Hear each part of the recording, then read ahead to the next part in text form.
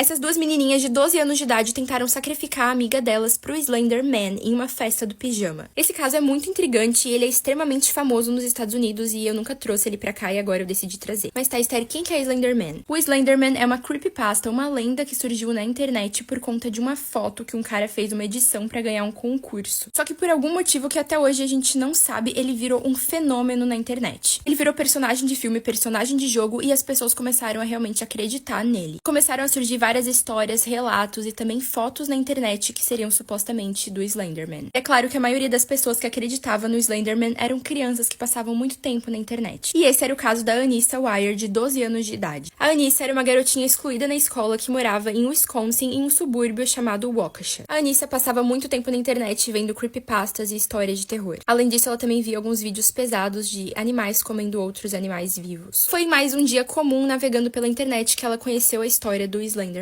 E depois disso, ela não parava mais de pesquisar sobre ele. Então a Anissa decide contar essa história pra melhor amiga dela, que se chamava Morgan Geyer. A Morgan era colega de sala da Anissa e praticamente a única amiga que ela tinha. E a Morgan ficou ainda mais obcecada com essa história. Ela fazia desenhos bizarramente estranhos e assustadores do Slenderman, e ela fazia símbolos do Slenderman nas Barbies dela. Acontece que as duas amigas de 12 anos de idade tinham alucinações constantes, só que ninguém sabia disso. A Morgan foi descrita como sendo muito fria e ela não tinha muitas reações às coisas ruins ou boas. Já a Anissa era muito emotiva e influenciável. Acontece que um dia a Morgan estava no quarto dela quando ela olha pro lado e vê a figura do Slenderman. E ele disse que ela tinha que sacrificar alguém pra ele, ou ele ia matar toda a família dela. E além disso, ele também não ia mais aparecer pra conversar com a Morgan. A Morgan acreditou fielmente que aquilo era real e ela decide contar isso pra sua amiga, Anissa. E é aí que elas começam a bolar um plano pra sacrificar alguém pro Slenderman. Então, 5 meses se passaram, era maio de 2014. A Morgan tinha 11 anos e naquele mês ela ia fazer 12. Então ela e a Anissa conversaram que aquele seria o momento perfeito pra convidar uma pessoa pra festa de aniversário da Morgan e aí usar ela de sacrifício. A pessoa escolhida foi a Peyton Leutner, de 12 anos de idade, que era colega de escola das duas. E ela já tinha sido melhor amiga da Morgan na 4ª série. Assim que a Peyton foi convidada, ela ficou muito empolgada porque seria uma festa do pijama e, tipo, toda menininha gosta de uma festa do pijama. Então as mães conversaram entre si e combinaram tudo como aconteceria e no dia 30 de maio seria o dia da festa. Naquele dia elas se divertiram muito. Elas saíram pra andar de patins, comeram besteira, assistiram filme e também ficaram bastante na internet. A Morgan e a Anissa tinham planejado sacrificar a Peyton ali mesmo naquela noite. Só que na hora elas decidiram deixar pro dia seguinte. Era 31 de maio de 2014. Naquele dia as meninas acordam super empolgadas, vão comer donuts de café da manhã e dizem pra mãe da Morgan que elas vão dar uma volta no parque. Chegando no parque, a Morgan e a Anissa começam a discutir dentro de um banheiro. E a Peyton tava lá escutando umas conversas meio esquisitas, mas ela não desconfiou de nada. Elas basicamente estavam discutindo sobre quem ia atacar a Peyton primeiro. Quando elas saíram do banheiro, elas disseram pra Peyton que elas vão brincar em um bosque. E chegando lá, elas decidem brincar de esconde-esconde. E em algum momento dessa brincadeira, a Anissa e a Morgan se juntam e pulam em cima da Peyton. Nessa hora, a Anissa meio que senta em cima da Peyton pra ela ficar no chão, e a Morgan tira uma faca de cozinha que ela tava guardando no moletom dela. E o combinado das duas seria que a Morgan só atacaria quando a Anissa desse a ordem. Então a Anissa dá a ordem e a Morgan começa a dar facadas na Peyton. Ao todo foram 19 facadas e a Morgan depois disse pros policiais que parecia que ela tava batendo no ar.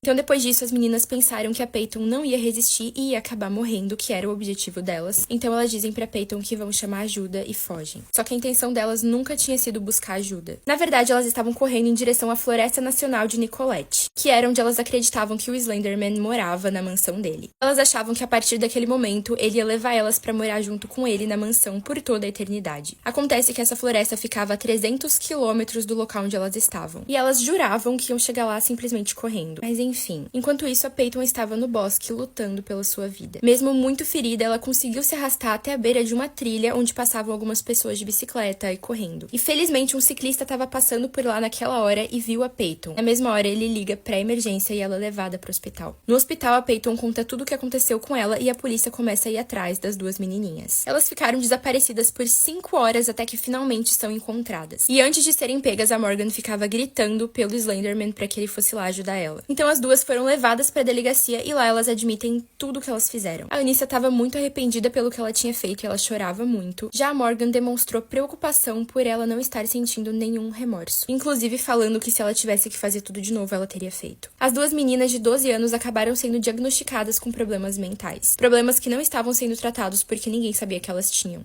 Nissa Wire tinha transtorno delirante, enquanto a Morgan Geyer tinha esquizofrenia precoce. Mas apesar disso, as duas meninas de 12 anos de idade foram julgadas como adultas. As duas foram condenadas a ficar em um hospital psiquiátrico. A Nissa Wire teria que ficar 25 anos, enquanto a Morgan Geyer teria que ficar 40. Mesmo depois de um tempo, a Morgan continuava apresentando ter medo do Slenderman fazer alguma coisa com a família dela, já que a Peyton não tinha morrido. Muita gente acredita que tudo o que aconteceu poderia ter sido evitado caso a mãe da Morgan tivesse prestado mais atenção nela. Porque o pai da Morgan também tinha esquizofrenia e a mãe dela dizia que tinha medo de que algum dos filhos dela também tivessem. E mesmo vendo que a filha agia muito diferente dos seus irmãos, ainda assim ela não foi atrás de ajuda. Hoje eu vou contar o caso da Mariana Baza, a menina do pneu. Uma brasileira de 19 anos que foi assassinada depois de aceitar a ajuda de um estranho na rua. Eu decidi trazer esse caso pra vocês porque ontem eu vi o vídeo de uma menina dizendo que esse caso mudou a vida dela porque ela provavelmente também teria aceitado essa mesma ajuda. Então eu decidi trazer ele como um alerta. Essa daqui é Mariana Forte Baza e ela só tinha 19 anos na época do caso. Ela morava com a mãe e o pai na cidade de Bariri, no interior de São Paulo. Na época do caso, a Mariana estava namorando Jefferson, que era um tenente da Marinha na cidade de Santos, em São Paulo, e eles estavam pensando em se casar um dia e ter, enfim, um futuro. A Mariana tinha uma rotina muito regrada, pelo menos 4 vezes por semana ela ia pra academia, então ela acordava bem cedinho, chegava na academia umas 7 da manhã com o seu carro, fazia algumas coisas durante o dia e depois ela ia pra faculdade. A Mariana tinha uma melhor amiga chamada Heloísa e elas sempre estavam na academia juntas. E sempre depois da academia, a Heloísa tinha que correr pra casa tomar banho e depois ir pro trabalho. E no dia em que tudo aconteceu não foi diferente. Era 24 de setembro de 2019. Naquele dia depois do treino, a Mariana e a Heloísa já tinham se despedido, elas estavam preparadas pra ir embora, quando um homem sai de uma chácara que ficava bem em frente à academia e vai até o carro da Mariana. E nesse momento ele alerta ela dizendo que o pneu dela estava furado. Então a Heloísa volta, vai até a sua amiga e elas vão ver aquele pneu furado. Só que a situação não estava tão ruim, então a Heloísa diz pra Mariana que ela ainda pode chegar em uma borracharia ou chegar em casa. E é nesse momento que o homem intervém e diz pra Mariana: se eu fosse você, eu não faria isso. Porque você pode acabar estragando a roda do carro, o que vai ser muito mais difícil de consertar. O nome dele era Rodrigo Pereira Alves, ele tinha quase 40 anos de idade e trabalhava numa chácara bem em frente à academia. Nesse momento, o Rodrigo pergunta pra Mariana se o carro tinha step, porque ele mesmo poderia trocar pra ela. A Mariana parecia um pouco perdida, então ela decide ligar pro pai dela pra ver o que ele achava. O pai dela disse pra ela ficar ali esperando que ele iria ligar pra um borracheiro, só que ela disse: olha, já tem um homem aqui que disse que pode trocar pra mim. E o pai dela diz: ah, tudo bem então, que ótimo. Então até aí tava tudo bem, eles estavam na frente da academia numa avenida muito movimentada e o homem já tava ali abaixado olhando o pneu do carro. A Heloísa já tava atrasada pro trabalho, então ela se despede da amiga e vai embora. Então agora que a Mariana tava sozinha, o Rodrigo vira pra ela e diz: olha, essa avenida tá muito movimentada, meio difícil de eu trocar aqui. Seria melhor se a gente fosse ali naquela chácara, bem na frente da academia onde eu trabalho. Aquilo fez sentido na cabeça da Mariana, então ela aceita e vai até a chácara com o Rodrigo. Todo esse tempo ela tava mandando mensagem pra Heloísa e também pro namorado dela pra explicar toda a situação. E ela chegou até a tirar fotos do Rodrigo pra mostrar ele trabalhando. Eles não estavam gostando muito que ela estivesse naquela situação e ela também não tava se mostrando muito confortável. Mas a princípio era só mais um problema normal, né? A Mariana tava até fazendo um pouco de graça da situação, dizendo: ai, que terça-feira é difícil, né? Parecia que tava tudo correndo normalmente. Até que chega um momento em que o Rodrigo vira pra Mariana e diz: olha, eu tava olhando o seu step e ele tá estragado. A situação dele é ainda pior do que o pneu que furou. Eu acho melhor eu colocar de volta o pneu furado e você ir até a sua casa ou até uma borracharia. E essa foi a última notícia que a Heloísa e o Jefferson tiveram da Mariana às 8h53. A Mariana simplesmente parou de responder mensagens e também não atendia o celular. E rapidamente a Heloísa e o Jefferson decidem chamar a polícia. A Heloísa vai até a delegacia pra contar toda a história pros policiais e ela também fala que tem uma foto que a Mariana mandou daquele homem. Então os policiais pedem pra ver a foto e na hora que eles viram aquele rosto, eles já sabiam o que estava acontecendo. Acontece que o Rodrigo já era conhecido da polícia por cometer vários crimes sexuais seguidos de roubo. Inclusive, ele já tinha sido detido diversas vezes e toda vez que ele era solto, ele voltava a cometer o mesmo crime. E não dava nem intervalo entre um e outro, era tipo seguido mesmo. Naquele dia, só fazia um mês que ele tinha sido solto pela última vez. As buscas pela Mariana começaram com urgência porque a polícia ainda acreditava que ela podia estar viva. Então, nesse momento, estavam acontecendo as investigações e a polícia vai até a academia pedir as filmagens das câmeras de segurança. Foi aí que eles descobriram que o próprio Rodrigo furou o pneu do carro da Mariana de propósito. Já que a Mariana tinha uma rotina de academia muito fixa, ou seja, eram sempre os mesmos dias, nos mesmos horários, ele provavelmente já estava seguindo ela há um bom tempo. As câmeras de segurança também captaram o momento em que o Rodrigo é visto saindo da chácara com o carro da Mariana. E nesse momento ela também estava lá dentro porque ela não foi encontrada na chácara, então ele estava levando ela para algum lugar. Agora a polícia ainda não sabia se ela estava com vida ainda ou não. O carro da Mariana acabou sendo encontrado abandonado a 60 quilômetros do local e algumas peças dele tinham sido vendidas pelo Rodrigo. O Rodrigo foi encontrado pela polícia em uma cidade próxima e ele estava se escondendo num local local que a namorada dele tinha dado ideia pra ele se esconder, e foi ela própria que contou pra polícia onde que ele tava. O Rodrigo ficou tentando enrolar a polícia dizendo que tinha uma outra pessoa envolvida no crime e que ele não tinha matado a Mariana e sim essa outra pessoa. Foi só no dia 25 à tarde, no dia seguinte, que ele contou a localização do corpo da Mariana. Infelizmente, a Mariana realmente foi encontrada nesse local sem vida. O corpo estava em um canavial na cidade de Cambaratiba, que fica próximo a Bariri, onde ela morava. Infelizmente, a perícia comprovou que a Mariana foi abusada antes de morrer e depois ela foi estrangulada e essa seria a causa da morte. Rodrigo Pereira Alves foi condenado a 40 anos de prisão. Ele acabou morrendo de uma doença crônica sem ter cumprido nem 4 anos de prisão. A minha intenção contando esse caso aqui é alertar vocês e não reviver o que aconteceu e fazer as pessoas se sentirem tristes de novo. Apesar de que, obviamente, é um caso triste, mas, enfim, é realmente pra alertar vocês. E eu também quero deixar claro que, de maneira nenhuma, a Mariana foi irresponsável por ter aceitado uma ajuda. A única pessoa culpada, nesse caso, é quem fez essa atrocidade. A vítima não tem culpa por ter acreditado que uma pessoa poderia não ser ruim. Bom seria se a gente pudesse confiar nas outras pessoas. E, na verdade, nós não temos responsabilidade se as pessoas querem fazer algo de ruim com a gente. Mas, por favor, coloquem na cabeça de vocês que muitas pessoas nesse mundo não são boas. A maioria das vezes a gente não vai saber diferenciar, então a gente tem que se cuidar sempre.